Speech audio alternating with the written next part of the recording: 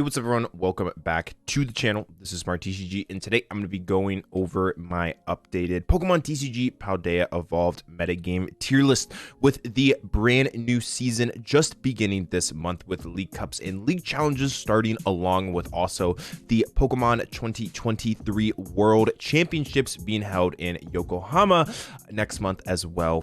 It's going to be really important to make sure to stay on top of the metagame. So today, we're going to be going over the tier list, kind of, my opinions on decks. If there's anything that you think that I missed, make sure to leave it in the comments. Let me know if you agree or disagree. But with that being said, if you enjoy the content, thank you so much. I appreciate it. Make sure to leave a like and subscribe. It's the best way to help me out as a creator. And yeah, all right, let's hop into it. We got tier S, tier 1, tier 2, tier 3, and tier 4. Most decks will definitely be in that 1, 2, and 3 range. There might be 1 or 2 in tier S and maybe a couple in tier 4. So let's hop into it here. All right, we got ourselves Arceus, Duraludon, or Arceus Vulpix, Flying Pikachu, kind of all of those decks, just the Arceus engine, not named Arceus Giratina or Arceus Keys. I think that Duraludon, Umbreon right now is very good. I definitely think it's one of the stronger decks currently in the standard format, most recently getting second place at the North American International Championship. So we're going to put just Arceus box, just all the kind of like Arceus decks as of right now, in that tier 1 range. Really good deck, has decent Lugia and Lost Box matchups, which makes it a very attractive deck as of right now. And I definitely think that it is going to continue to perform well in upcoming tournaments, and also makes a great choice for local tournaments as well. Moving on throughout some of, I guess, the other Arceus decks, we can kind of go through them as of right now. Arctina, I think, is also tier 1. I actually think Arctina is a little bit better right now than Arceus Duraludon Umbreon, just because it has a good Arceus mirror match, specifically because you can one-shot their Arceuses with that Lost Impact, and also Judge Path is very good versus Gardevoir. I think your Gardevoir matchup is a little bit better with Arctina than it is with Arceus Duraludon. So as of right now, I have Arctina a little bit higher than Arceus Duraludon Umbreon. Moving into some of the other decks here, I think we'll go over, let's do Turbo Dark. I know Ross Cawthon most recently got, I believe, 33rd place at the most recent North American International Championships with Turbo Dark. I think Turbo Dark's kind of good. I think it's a little bit better than people think. I think it's probably a bottom tier 2 deck. It does pretty good against Gardevoir. It does okay versus Lost Box, and does really good against the Arceus variants as well, which makes it very interesting as of right now. It's just a deck that not a lot of players kind of have been testing, and they kind of just push it off as, kind of an irrelevant deck. So I think Turbo Dark is actually pretty decent. It's not going to end up in the top of tier 2, but it'll probably be at the very bottom of tier 2, as I do think it is playable. All right, moving on to Lugia Single Strike. We're going to put Lugia Single Strike not in tier 4. I think Lugia Single Strike is a tier 1 deck. I think it's probably a little bit better than I actually, you know what, I'll keep the arcs decks ahead of it. Lugia is very good. Lugia does very good against Lost Zone Toolbox, does decent versus Arctina, does really good against just lots of random decks in general, like maybe United Wings, Miraidon as well. It does very good against, that 15 to 20% of the meta that might not necessarily be top tier decks. It just pretty much farms them very easily. However, it does have major consistency problems that it can sometimes run into. Very vulnerable to Path of the Peak and also Temple of Sinnoh. Gardevoir does cause lots of issues for it, unfortunately, due to Iono paired up with Temple and a knockout with one of their one prizers like Shining Arcana Gardevoir, which is the big issue that it has as of right now, kind of holding it back from being arguably the best deck in the format. But I do think it is a solid tier 1 deck as of right now, and definitely deserves its respect. Moving on here, we got the other Lugia variant. The colorless one, I don't think is fantastic. I think it's just worse than the Single Strike one. Not having a whole lot of one-shot potential is really annoying. Yes, your response might be, hey, we can play Weird Ear or something like that. But the problem with Weird Ear is that your main goal oftentimes is using Snorlax to be able to Thumping Snore to kind of disrupt the prize trade. However, the problem with that is that you're losing energies every single turn off the field, which in tune makes it harder to use Weird Ear to take knockouts anyways, which I think is kind of the issue that it has. So that's going to go there in tier 3. Fortress, probably one of the few tier 4 decks. It's fun, but it is fun for a reason, because it's not amazing and you can do some pretty cool things, I guess, with it, but it really struggles versus Gardevoir, and a lot of its one prize matchups are just really bad. So we'll put that in tier 4. I guess we'll also put Kyurem Kyogre in tier 4. Lugia Lightning, I guess, in tier 4 as well. I don't think these decks are particularly super strong. Moving on, we got Gardevoirs. We got Gardevoir Mewtwo V Union. I guess we'll do this one first. I think Mewtwo V Union is solid, specifically with reversal energy. I just don't think it's as good as the other I guess top tier decks in the format. It's a little bit slower, a little bit more inconsistent as well. It just kind of is worse Gardevoir as of right now. I believe in the first tier list video I made for Paldea Evolved, I kind of spoke about how it's kind of just like a mystery deck as of right now. We don't really know how it's going to do. There's so many ways to play it. It's very difficult to play as well. So I think it's probably a top of tier 3 deck as of right now. I just don't think it's as good as a lot of these other decks, and it's just a little bit slower and more inconsistent in general. So yeah, we'll put it at the top of tier 3. Maybe it could squeak into the bottom of tier 2. I'm not entirely sure, but we'll have to see how it does at the World Championships for sure. All right, Gardevoir tier S deck. I think it's probably going to be the only tier S deck as of right now. The deck is just absolutely ridiculous, gaining Iono, Artisan, as well as Reversal Energy. Just really helps out with the deck. It really fixes a lot of the matchups, and it just pretty much can beat anything in the format. Has arguably the best draw engine in the game with Refinement, Curlia, and also Concealed Cards reading Greninja, and also Shining Arcana. The deck can draw sometimes 15 cards a turn, it seems like, which is absolutely amazing. So I think this is probably going to be one of the either only tier S decks or one of 2 tier S decks as of right now. Very good. Lost Zone Goodra is interesting. I actually think Arc Goodra might be a little bit better as of right now. The deck is not bad. It's definitely kind of hiding in the shadows. The big problem is Lost Box Giratina is rising in popularity, and that matchup is pretty abysmal for the deck, unfortunately. But I do think the deck is not as bad as people are saying, or people get, and I think that it does deserve a little bit more credit for sure. So we'll put it at the top of tier 3. Single price Chien-Pao, just water box. I don't really think is that much of a competitive deck as of right now. I actually think the regular Chien-Pao deck is a lot better than people give it credit for. We saw Jared Grimes get top 32 with a really cool list, along with Owen Rhodes get top 32 with a cross switcher variant. And I think that Owen's list is really good, but I do like Jared's a little bit more because it's a little bit more consistent. I will have the NAIC standings in the description as well, so make sure to go check that out. I actually ended up getting 19th place with Lugia, but I actually ended up playing against Jared playing Chien-Pao, and it's actually really good when it sets up, obviously. I think Palkia isn't great for it because Palkia is not necessarily a consistency card, whereas pairing it up with maybe a 1/1 or 2/2 Arceus line is really good, as that pretty much secures your, chance to be able to get off the Starbirth into the rare candy Baxcalibur. So I think Chien-Pao is pretty good. It takes pretty decent Arceus matchups. Gardevoir matchup is actually close because you can use Boss's Orders and Lost City away their Manaphy to then open up Radiant Greninja. Also, same strategy versus Lost Box as well. The Cross Switcher canceling clone version is admittedly more inconsistent. However, if you are able to pull that off versus decks like Gardevoir or also Lost Zone Toolbox, you definitely are going to be favored versus them. So as of right now, I think Chien-Pao is pretty cool, and I definitely think it's one of the more underrated decks in the format. I know a lot of people were kind of clowning on it, me included, when it first came out, calling it Blue Miraidon, but I do think it's a lot better than that now after kind of watching it, function and stuff like that. So like having an open mind is really important about this deck, and I think if you try it out, you might be pleasantly surprised. So Dialga Magnezone, tier probably 4 deck, maybe bottom tier 3. I guess it is like competent. Like when it does set up, it's actually not that bad. So we'll put it there. However, Giga Magnet can sometimes not work, and when it does not work and you don't get those energies, it feels really bad. So anyways, we'll put it there.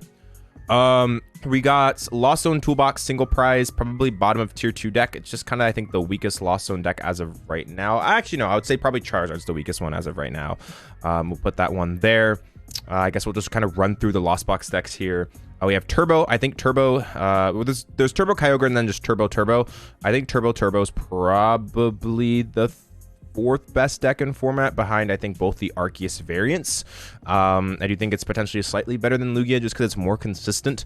It takes a better Gardevoir matchup, so I think we'll put that there as of right now. The Sky Seal version is just weaker Turbo, and I think also single prize is probably a little bit better. Turbo Kyogre is also decent as well. I think we'll put that above this. I guess we'll just kind of move Darkrai kind of back here. I think Darkrai is probably better than Charizard, so we'll put that there.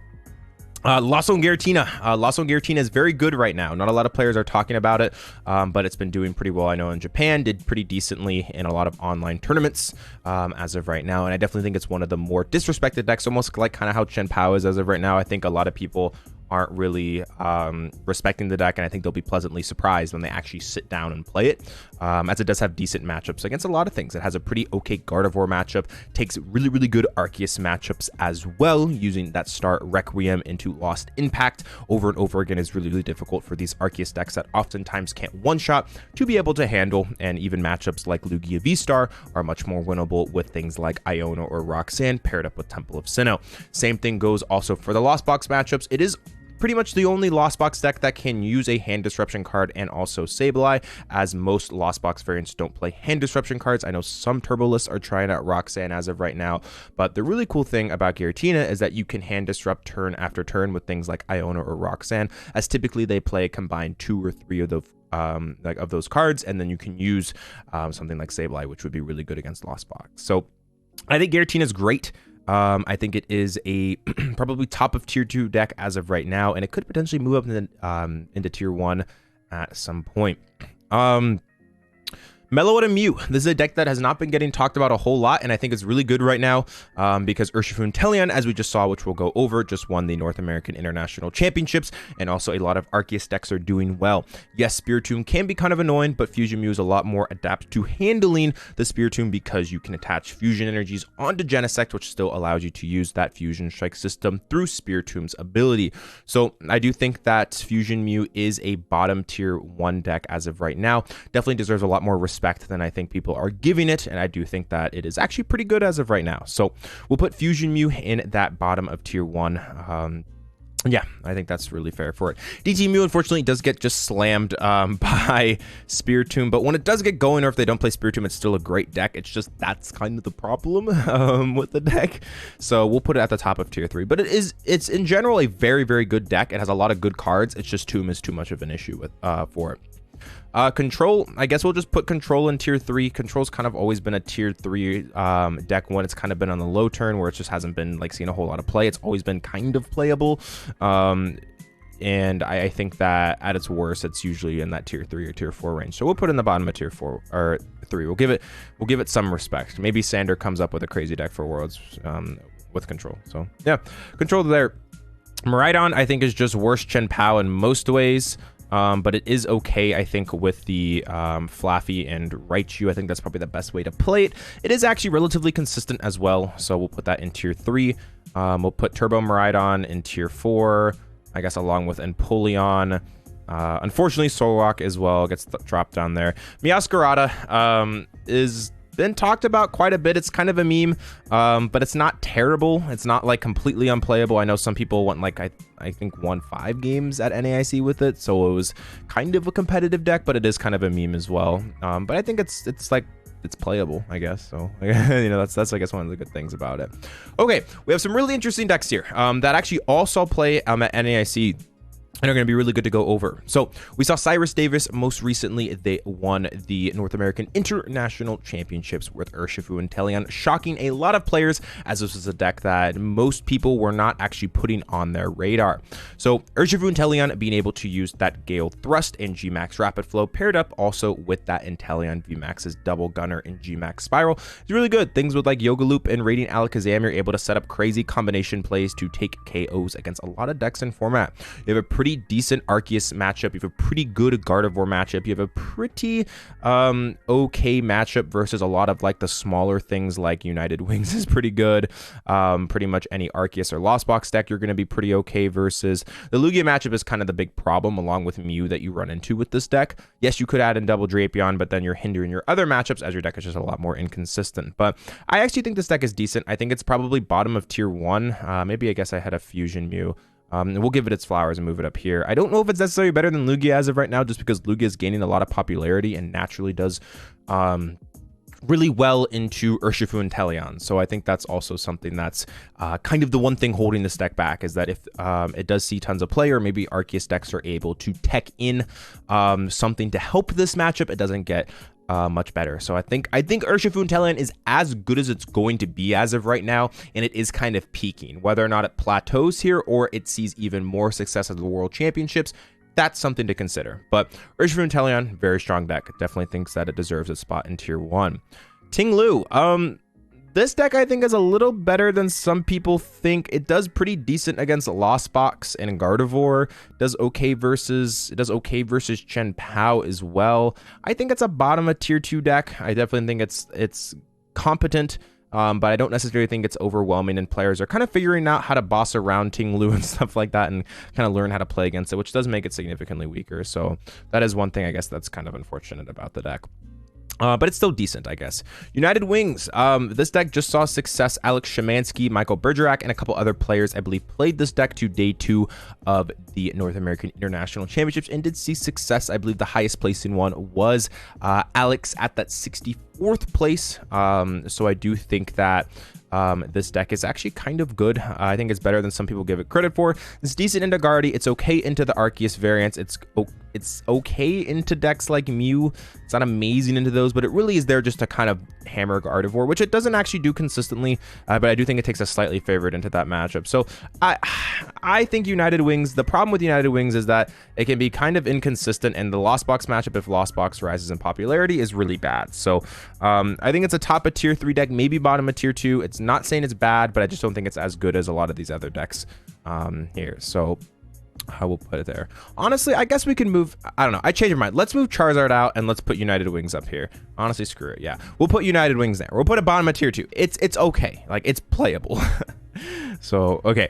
Arceus Keys. Arceus Keys is another deck that saw a little bit of success. I believe Chris Kemp got top 32. I think they got 17th at NAIC with this deck. I know also Freya Pierce did pretty well with it as well. She played it to, I think, a top 128 or 256 at this tournament too. So it's a decent deck. I think it's okay. I think it's probably top of tier 3 as of right now. It's just worse than most other Arc variants, unfortunately, but it's still respectable.